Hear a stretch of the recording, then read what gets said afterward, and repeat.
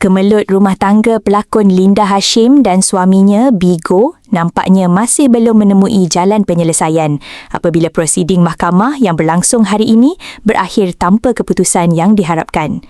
Ketika ditemui selepas prosiding di Mahkamah Rendah Syariah Wilayah Persekutuan Kuala Lumpur, Linda mendakwa suaminya enggan melafazkan cerai walaupun soalan berkaitan perkara itu sudah diajukan oleh hakim di dalam mahkamah. Menurut Linda, Bigo memilih untuk meneruskan kes dan tidak mahu memberikan lafaz pada hari tersebut.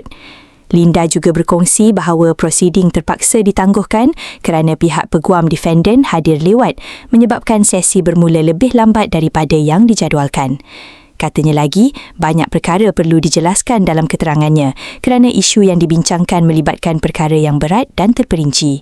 Sementara itu, Bigo pula menjelaskan dia hadir ke mahkamah sebagai pihak defendant dan hanya mengikut proses undang-undang yang sedang berjalan.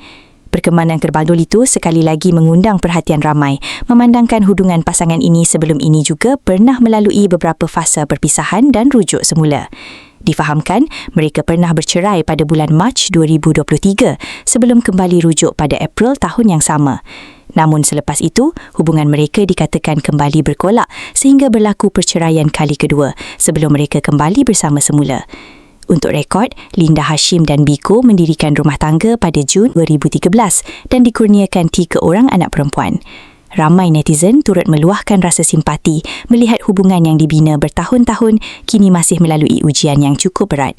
Kadang-kadang, dalam sesebuah hubungan, yang paling memenatkan bukan pergaduhan itu sendiri, tapi bila hati sudah terlalu lama menanggung luka yang tak pernah benar-benar sembuh. Terima kasih kerana menonton Chua Viral TV.